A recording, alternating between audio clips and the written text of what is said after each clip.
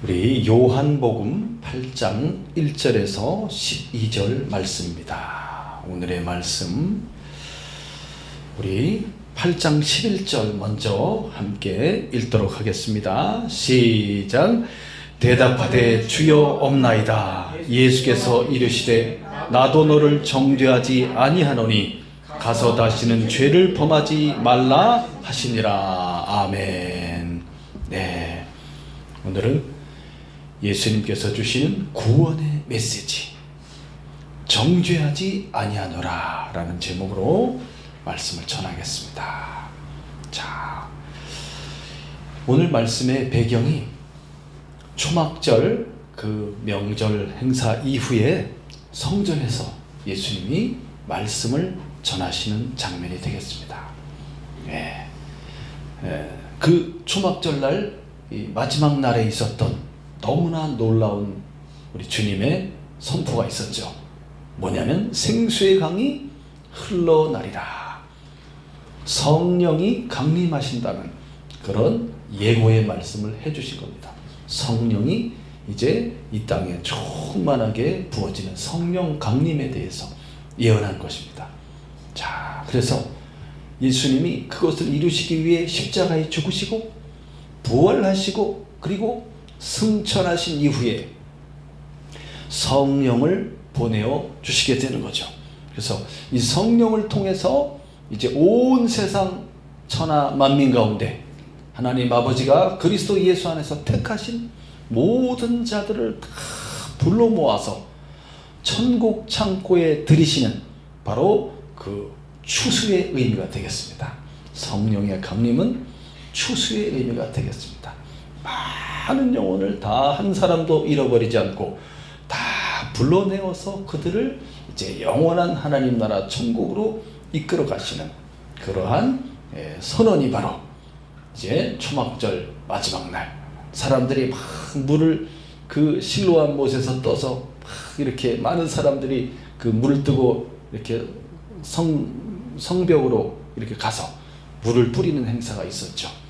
그런 풍성한 생명수를 부어주심으로써 그 물이 흐르는 곳마다 많은 죽은 자가 살아나는 생명의 역사가 일어난다는 그 놀라운 선언이 있었던 바로 그 이후의 장면이 오늘 말씀이 되겠습니다. 오늘 말씀 속에 여전히 이제 예루살렘 그 성전에는 서기관과 바리새인들, 이 백성의 지도자라고 하는 이 랍비들이 예수님을 너무나 싫어했죠. 그래서 어떻게든지 예수님을 잡아서 그래서 예수님을 이제 고발하기 위해서 계략을 꾸미는 그 장면이 나오게 됩니다. 자, 우리 1절부터 5절까지 한번 읽어보도록 하겠습니다. 시작. 예수는 감람산으로 가십니다. 안식 다시 성전으로 들어오시니 백성이 다 나오는지라. 앉으사 그들을 가르치시더니 서기관들과 바리새인들이 음행 중에 잡힌 여자를 끌고 와서 가운데 세우고 예수께 말하되 선생이여 이 여자가 간음하다가 현장에서 잡혔나이다. 모세는 율법에 이러한 여자를 돌로 치라 명하였거니와 선생은 어떻게 말하겠나이까. 예수님이 감람산으로 가셨다 이렇게 기록되어 있죠. 여전히 예수님은 예루살렘을 떠나지 않고 있습니다. 예루살렘의 분위기는 여전히 어떻게 하면 저 예수를 잡을까 하는 그런 분위기가 참 무겁고 그리고 위기가 이렇게 느껴지는 그러한 상황이 되겠습니다. 그래서 예수님은 다른 사람들은 이제 집으로 갔지만 예수님은 감람산으로 갔어요. 성전의 이제 동쪽 문으로 나가게 되면 바로 그 옆에 감람산입니다. 감람산, 올리브산. 거기에 예수님이 늘 가셔서 기도했던 동산이 있죠. 예수님이 이제 십자가에 죽기 전날 밤에도 거기서 기도했잖아요. 겟세마네 동산. 늘 주님이 이제 예루살렘 성전에 오면 거기 가서 기도하십니다. 밤새도록 기도하십니다. 왜 예수님은 그렇게 기도를 하셔야 했을까요? 기도의 모범을 보여주는 거예요. 우리에게 육신을 갖고 있는 이 한계 속에 있는 우리의 인간들은 반드시 기도를 통해서 성령의 충만함을 입고 힘과 능력을 입어야 되는 겁니다. 예수님도 그렇게 감람산에서 간절히 기도하시고 아침에 되어서 성전으로 이렇게 들어오시게 됐습니다. 이 당시의 성전은 헤롯 대왕이 이 46년 동안 건설했던 어마어마하게 큰 성전이 되겠습니다. 그래서 예수님이 지금 성전 안으로 들어왔는데, 이곳은 뭐냐면 성전이 이렇게 구분이 되어 있어요. 네 개로 구분되어 있습니다. 그래서 처음에 딱 들어오면 이제 바깥에는 이방인의 뜰이 되고, 성전 안으로 처음 들어오면 처음 맞이하는 곳이 여인의 뜰이 되겠습니다. 여인의 뜰. 한 500평 정도 됩니다. 500평. 네 기퉁에 이렇게 큰 창고들이 있고, 그래서 이렇게 마당의 모양이 십자가 모양으로 되어 있어요. 그래서 그 안에는 한 300평 정도 됩니다. 거기에 예수님이 서서 이제 말씀을 전하시게 되는 겁니다. 많은 사람들이 이제 이스라엘 사람들만 들어올 수 있어요. 이방인들은 저 바깥에 있습니다. 그래서 담은 1.5m 정도 되기 때문에 안을 바깥에서 들여다볼 수 있어요. 그렇게 되어 있습니다. 그 다음에 이제 여인의 뜰에서 계단이 15개가 이렇게 쫙 있고, 계단을 올라가면 그 다음에 이제 청동으로 된 큰 문이 있습니다. 그래서 장정 20명이 열어야 열릴 수 있는 그 문을 쫙 열고 들어가면 거기가 이제 이스라엘 남자들의 뜰이 되겠습니다. 그리고 그 뜰에서 다시 계단이 있고, 거기서 이제 성전이 있게 되는 거죠. 자, 여인의 뜰에서 예수님이 사람들에게 말씀을 가르치고 있었습니다. 그러던 중에 갑자기 누가 나타났습니까? 서기관들과 바리새인들이 나타났어요. 바리새인들. 서기관은 율법사라고도 하고 랍비라고도 하는 사람들이죠. 이 성경의 말씀을 이제 연구하고, 그 다음에 율법을 이제 해석하고, 또 그것을 백성들에게 가르치고, 또 새로운 이제 장로들의 전통에 따라서 또 새로운 그런 율법의 규례와 조항들을 만들어내지 않습니까? 그거 하는 사람들이 바로 서기관들, 랍비들, 선생이라 칭함받는 사람들이죠. 그리고 바리새인들, 바리새인 같은 바리새파의 무리들이 되겠습니다. 이 사람들이 예수님을 이제 고발하기 위해서 예수님을 이제 어떤 딜레마에 빠지게 하는 그런 질문을 이제 던지려고 하는 거예요. 예수님을 붙잡으려고. 그래서 누구를 데리고 왔다고 그랬습니까? 현장에서 음행 중에 이제 잡힌 어떤 여자를 잡은 거죠. 현장에서 음행하고 있는, 음행이라는 것은 이제 자기 남편이 있거나 자기 아내가 있는 사람들이 이제 다른 남편이 있는 여자가 다른 남자와 관계하는 걸 가리키지 않습니까? 어쨌든 이렇게 음행 중에 그 현장에서 이 여자를 잡았다. 가늠하다가 현장에서 잡혔나이다 하면서 잡아왔어요. 근데 문제는 왜 여자만 잡아왔어요? 이게 또 참 불합리하고 연약한 여인만 잡아온 거 아니에요. 남자도 같이 잡아, 둘이 같이 잘못한 거잖아요. 근데 이 여성만 잡아온 겁니다. 그래서 예수님 앞에 탁 데리고 왔어요. 많은 사람들 앞에 가운데 탁 세우고 이제 예수님께 묻는 겁니다. 선생이요, 이 여자가 간음하다가 현장에서 잡혔나이다. 모세의 율법에는 이러한 여자를 돌로 치라 명하였습니다. 당신은 어떻게 하시겠습니까? 이렇게 하는 거죠. 이야, 갑자기 들이닥쳐서 이런 갑자기 이 딜레마에 빠지는, 이렇게 해도 문제가 되고 저렇게 해도 문제가 되는 거예요. 만약에 모세의 율법에 보면은 나오잖아요. 신명기 22장 22절 또는 레위기 10장 10절, 이렇게 음행한 그런 남자 여자에 대해서는 둘 다 잡아서 돌로 치라, 이렇게 명령이 써 있단 말이에요. 자, 이 말씀을 들이대면서 현장에서 붙잡아 왔다. 어떻게 현장에서 붙잡을 수 있었지? 뭔가 수상해. 뭔가 수상하지만은 현장에서 잡았다. 그러면서 그 여자를 잡아왔어요. 그러니까 여자가 이렇게 이 그림에다 보면 이렇게 가운데 탁 이렇게 엎드려 있지 않습니까? 그렇다면 실제로 그런 일이 음행이 있었다는 거죠. 그거는 부인할 수 없지만 어쨌든 현장에서 그 여자를 잡았다 하면서 이 증인들이 그 여자를 잡아서 예수님 옆에 탁 데리고 온 거죠. 돌로 쳐야 되는 거 아닙니까? 이렇게 되는 거예요. 만약에 그렇다, 율법대로 저 여자를 돌로 치라, 그럼 뭐가 문제가 돼요? 당시에 그 로마의 지배하에 있기 때문에 사람을 막 돌로 치고 막 죽이고 하는 것은 안 돼요. 불법이에요. 사람을 이렇게 죽이는 사형의 제도는 로마 정부가 갖고 있습니다. 그래서 예수님을 이제 이 사람들이 모함해서 십자가에 못 박아 달라고 막 그랬잖아요. 예수님을 죽일 때. 죽이는 권한이 없기 때문에 그 총독 빌라도에게 죽여달라고 막 그냥 막, 빌라도는 아무 죄가 없기 때문에 예수님을 놓아주려고 그랬지만 막 난리를 치니까 밀란이 일어나게 되면 이제 문제가 생기니까 빌라도가 물에다 손을 깨끗이 씻으면서 이 문제와는 나와 상관없다 이렇게 하면서 니네들이 하라는 대로 해주겠다 이렇게 돼서 예수님을 사형 언도를 내리게 되는 거 아닙니까? 그렇기 때문에 지금 이 여인을 돌로 치라라고 해버리면은 율법에는 맞겠지만은 로마법에는 걸리게 되는 거예요. 고소를 당할 수가 있습니다. 예수님이 이 돌로 치지 말라 그러면 어떻게 되는 거예요? 돌로 치지 말라 그러면 율법에 나와 있는데 율법을 지키지 않다니 당신은 도대체 뭐 하는 사람이요? 왜 하나님의 말씀 율법을 지키지 않는 거예요? 막 이렇게 할 거 아니에요. 이 딜레마 속에 빠져 있는 거죠. 여러분 생각은 어떻습니까? 여자를 돌로 쳐서 진짜 죽여야 되겠습니까?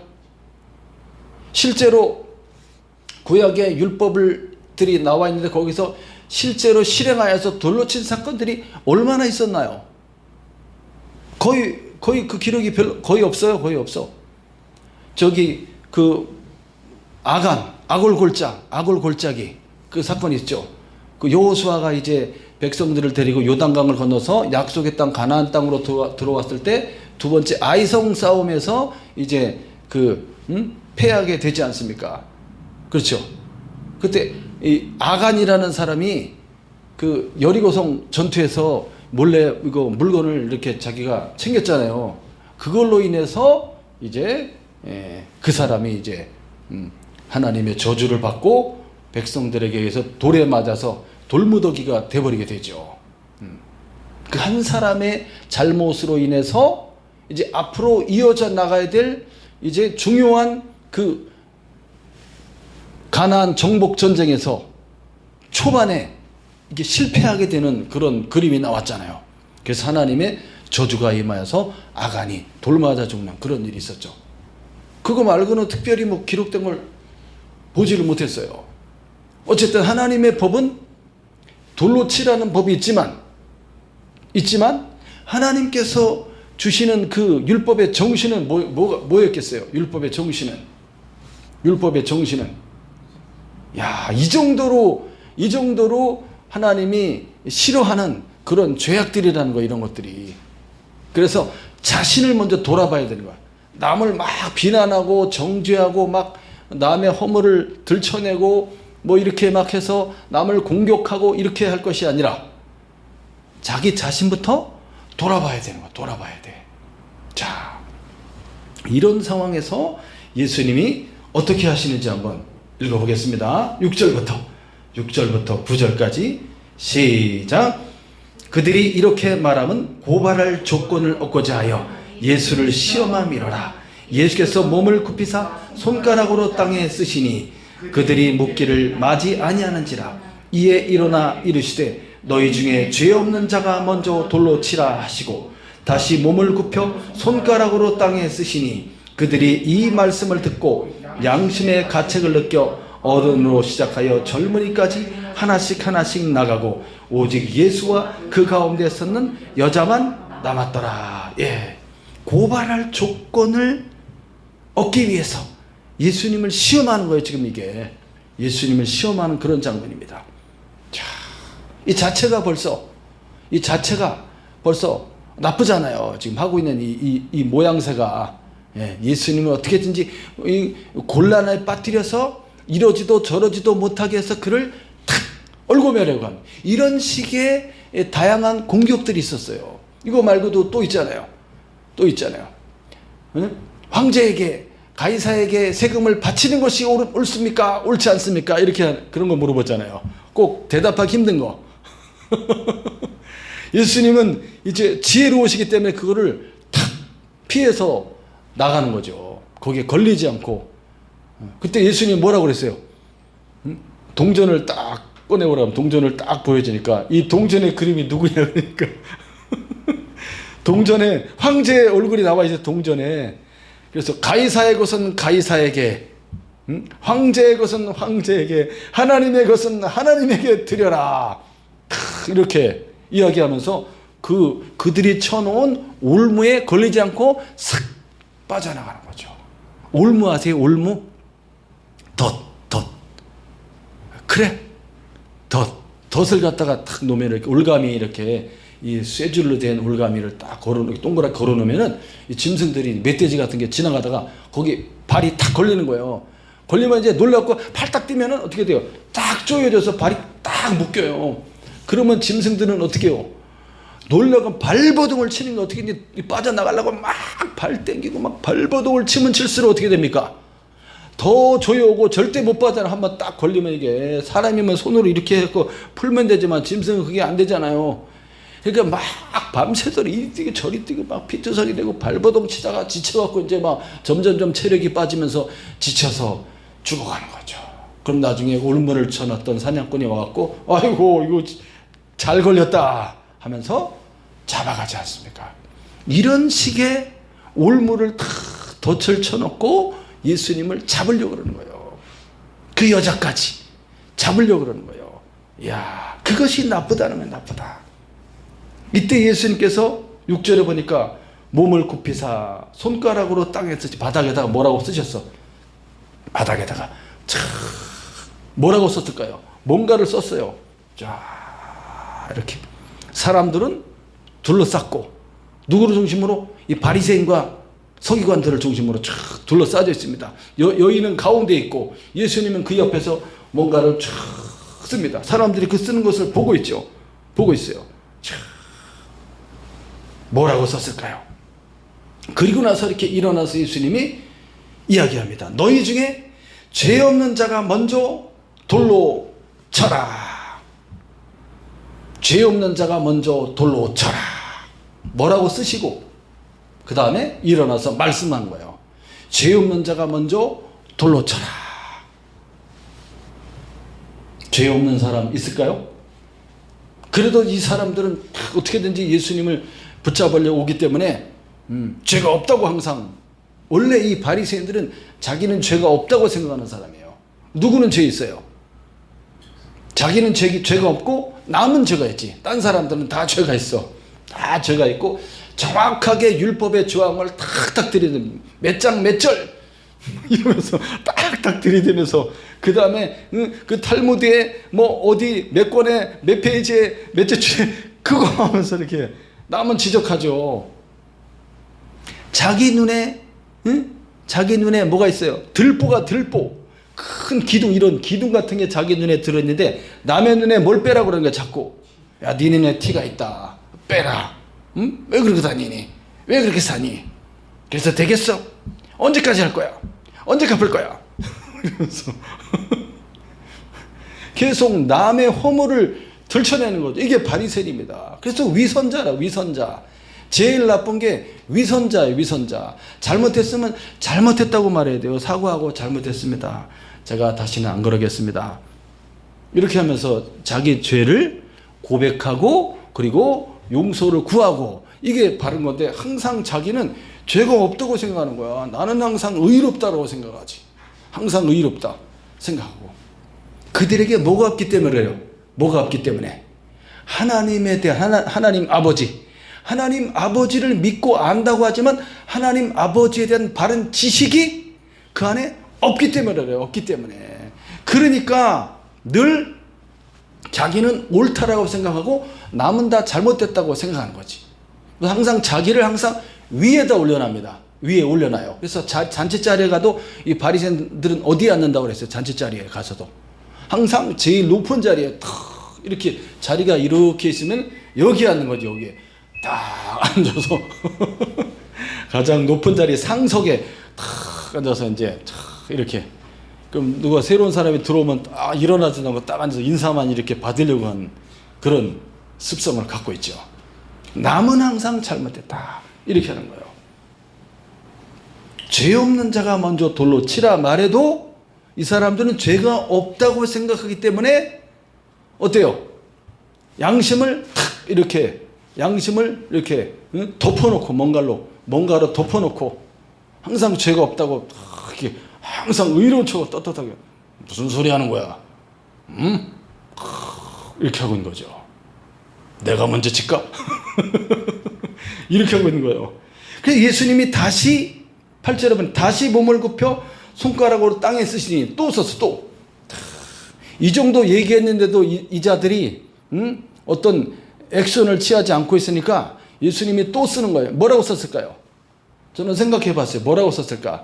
여기 서 있는 이 사람들의 감추어진, 자기만 알고 있는 숨겨진 죄악의 목록을 쓰지 않았을까? 죄목들을 몇 월 며칠 날 무슨 짓 했다고 딱 쓰니까 딱 보니까 오! 난데? 이렇게 이런 식으로 하나 쓰고 그다음에 또 하나 탁 써내려가니까 이걸 보는 사람들이 양심에 찔리는 거죠. 이제 자기 거를 자기만 알고 있는 그 숨겨놓은 죄악을 예수님이 드러내시지 않았을까? 혹시 여기다 쓸 때 쫙 쓰니까 양심의 가책을 느꼈다. 한 사람 한 사람씩 이제 그 자리를 떠나게 됩니다. 거기 있으면은 뭐 해야 돼? 거기 있으면은 돌로 쳐야 되는데 죄 없는 자가 먼저 치라고 그래. 죄가 있으니까 돌로 칠 수가 없죠. 만약에 죄가 있는 것을 지금 여기 계신 그리스도 예수가 지금 여기다 썼잖아요. 그런데도 불구하고 돌을 던져? 그랬다가는 큰일 나는 거지. 진짜 큰일 나는 거예요. 하나님 아버지 앞에서 큰일 나는 거예요. 그러니까 무서워가지고 더 할 수가 없어서 하나씩 나가게 됩니다. 이제 성전 밖으로 나가고 아직 안 나갔어. 아직 안 나갔네. 예수님이 또 쓰시고 보고서 또 나가고 다 나갔어요. 다 나갔어. 누구만 남았습니까? 예수님과 그 가운데 섰는 여자만 남았더라. 다 거기 있던 사람들이 다 나가버렸어요. 여자와 예수님만 다 남아있습니다. 이야, 너무나 놀랍지 않습니까? 그 다음 10절부터 보면 놀라운 선언을 했습니다. 예수님이 놀라운 선언. 10절부터 우리 11절 읽어보겠습니다. 시작. 예수께서 일어나서 여자 외에 아무도 없는 것을 보시고 이르시되 여자여 너를 고발하는 그들이 어디 있느냐? 너를 정죄한 자가 없느냐? 대답하되 주여 없나이다. 예수께서 이르시되 나도 너를 정죄하지 아니하노니 가서 다시는 죄를 범하지 말라 하시니라. 예. 여자 외에는 아무도 없는 것을 보시고 예수님이 이제 물어봅니다. 여자야, 너를 고발하던 그들이 어디 있느냐? 너를 정죄한 자가 없느냐? 물어봅니다. 야, 예, 없나이다. 주여 없나이다. 이 여자가 이렇게 잡혀왔으니까 얼마나 사실 부끄러웠을 거예요. 부끄럽잖아요. 수치심. 사람들 앞에서 현장에서 음행하는 이 여자를 잡아왔습니다. 돌로 치시오. 막 이렇게 하고 있으니까 그 자기 죄에 대한 그 부끄러움과 그리고 또 많은 사람들이 둘러싸여서 자기의 죄가 고발당하였고 이제 돌에 맞아 죽을 것 같은 그런 무서운 분위기잖아요. 두려움 속에서 떨고 있는 거죠. 여자가 얼마나 불쌍해요. 이것이 우리 죄인들의 모습이 아니겠습니까? 그런 이 여인을 대하여 예수님이 물어봐 주는 거예요. 너를 고발하던 자가 어디 있냐? 그래서 이렇게 보니까 아무도 없는 거야. 아무도 없어. 이야, 자비로우신 예수님이에요. 자비로우신 예수님. 그 여자가 이제 이렇게 주님 없습니다. 여기서 예수님이 이 여자에게 선언해 주시는데 저는 이 말씀이 너무너무나 감동적이고 크게 울려왔어요. 이 말씀이. 나도 너를 정죄하지 아니하노라. 너를 정죄하던 자가 어디 있느냐? 나도 너를 정죄하지 아니하노라. 그를 정죄하는 그 사람들은 율법주의자. 율법은 사람에게 조항을 들이대면서 그 사람의 죄를 드러나게 만들죠. 정죄하게 만들지만 이 세상을 구원하시기 위해 오늘 죄인된 이 여자, 이 한 사람을 구원하기 위해 오신 예수님은 그 구원의 시작을 무엇으로 시작하고 있는가를 보여주고 있습니다. 무엇으로 시작하고 있습니까? 정죄하지 아니한다. 예수님마저도 이 사람을 정죄한다면 이 사람은 죽어야 됩니다. 갈 데가 없어요. 이 세상을 구원하기 위해 오신 예수님은 그 첫 번째 구원의 시작의 첫 단추가 정죄하지 않는 것에서부터 시작하는 겁니다. 거기에 새로운 삶이 있어요. 그럴 때 살 수 있습니다. 계속 정죄받고, 정죄라는 건 뭐냐면 너는 죄인이야. 너 잘못했어. 너 왜 그랬니? 너 이거밖에 못하니? 너 어쩌려고 그래? 너 언제 사람 될래? 이런 거죠. 그러면 이게 가슴에 꽂히는 거예요. 그 말이. 그래서 말이 참 중요하죠. 말이. 너 왜 자꾸 그러니? 엄마가 하지 말랬지? 엄마가 아니라 그러면 아닌 거야. 막 이러면서 요번에도 빵점 맞았니? 언제 100점 맞을 거니? 이렇게 하면은 그냥 꽂히는 거야 이게. 야, 나도 너를 정죄하지 아니하노라. 너를 죄에 있다고 하지 않는다 이 말이에요. 그 말은 뭐냐면 죄를 덮어주는 거예요. 그래야지 사람이 살 수 있어요.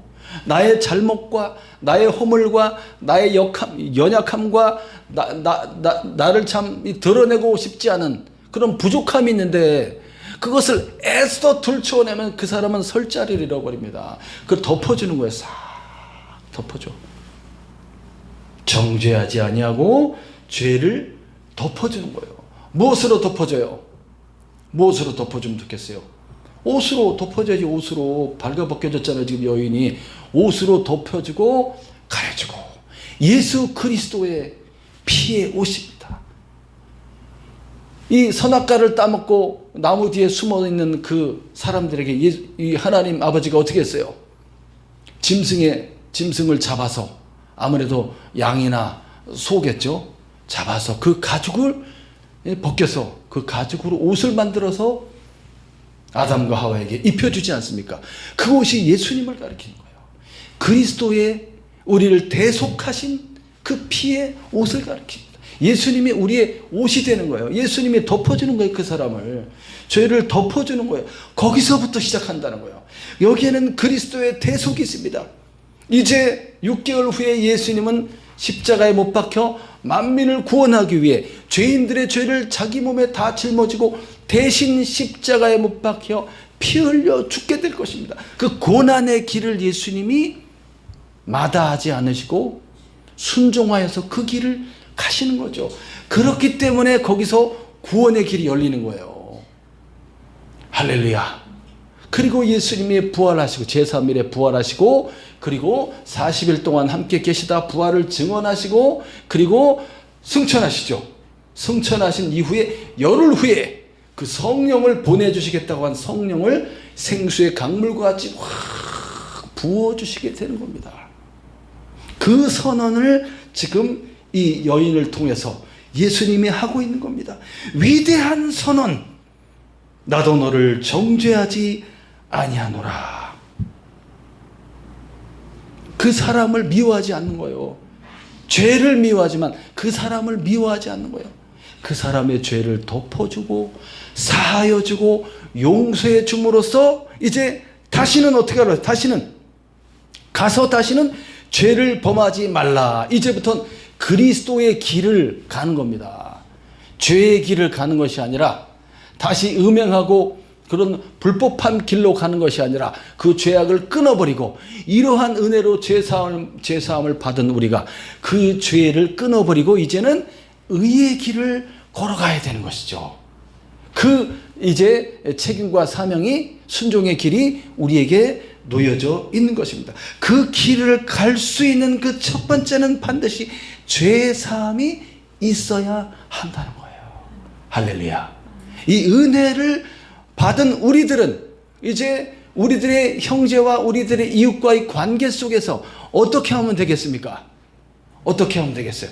내 부모와 형제와 아내와 남편들과 내가 하는 사업체의 동료들과 직원들과 그리고 있잖아요.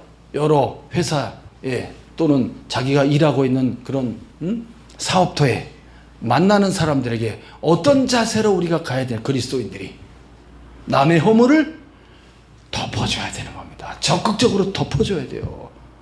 들춰내고 남의 허물을 이야기하고 수근수근하고 그렇게 가는 것이 아니라 그거를 덮어줘야 됩니다. 그럴 때 그 사람이 새롭게 일어날 수 있는 길이 열리는 거예요. 할렐루야. 마지막 한 절만 더 읽어보겠습니다. 12절 말씀 시작. 예수께서 또 말씀하여 이르시되 나는 세상의 빛이니 나를 따르는 자는 어둠에 다니지 아니하고 생명의 빛을 얻으리라. 이 사건에 이것을 마무리하면서 나도 너를 정죄하지 아니한다라고 말씀하면서 그 다음 장면으로 탁 넘어가는 거죠. 그 다음 메시지가 나는 세상의 빛이다. 이거를 선언하는 겁니다. 나는 세상의 빛, 생명을 주는 빛이다. 이렇게 나를 따르는 자는, 나를 믿는 자는 어둠에 다니지 아니하고 생명의 빛을 얻으리라. 위대한 선언을 예수님이 또 해주십니다. 예수님이 이렇게 나는 무엇이다 라는 선언이 이 요한복음에 7가지가 나와요. 7가지. 나는 생명의 떡이다 이렇게 말했죠. 그 앞절에서는 앞장에 쭉 보면 나는 생명의 떡이다. 그 다음에 나는 세상의 빛이다. 이 부분에 대해서는 다음 시간에 또 이야기를 들려드리도록 하겠습니다. 하늘 위에 대한 말씀입니다. 하늘 위.